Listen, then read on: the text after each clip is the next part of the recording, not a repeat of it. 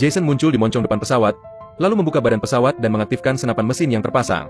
Pesawat meluncur dengan kecepatan tinggi. Jason yang berada di kokpit senjata menembaki tanpa ampun ke arah dermaga. Semua tentara bersenjata di pelabuhan langsung hancur terkena tembakan.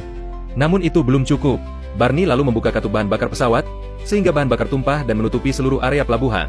Setelah pesawat menjauh, Jason menembakkan flare yang mengenai bahan bakar, menyebabkan ledakan besar dan api membumbung tinggi.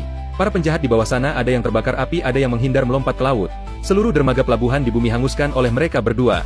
Jason dan Barney akhirnya puas dan kembali ke pangkalan. Sementara itu, Sandra mengalami kesulitan. Sang bandar narkoba mengetahui bahwa Sandra dan Jason adalah sekutu. Sang jenderal juga tidak berdaya, tidak bisa menyelamatkan putrinya, hanya bisa melihat dari kejauhan. Mereka menyiksa Sandra dan memaksanya mengungkap tujuan sebenarnya kedatangan Barney dan Jason. Namun Sandra memilih mati daripada mengkhianati. Di sisi lain, Barney kembali ke rumah dan melakukan penyelidikan. Ia menemukan bahwa Bruce yang memberikan tugas adalah orang CIA. Secara resmi, tugas mereka adalah untuk membunuh ayah Sandra. Tapi sebenarnya mereka ingin menggunakan tangan Barney untuk menghabisi bandar narkoba yang ternyata juga mantan pejabat CIA. Meskipun misi ini jebakan, pikiran tentang Sandra membuat Barney gelisah.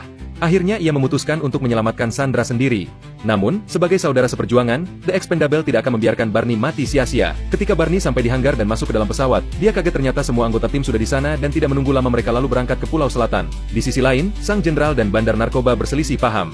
Ketika diharuskan memilih, ternyata sang jenderal masih memilih putrinya. Sementara itu, anggota The Expendable memanfaatkan gelapnya malam untuk menyerang kubu lawan.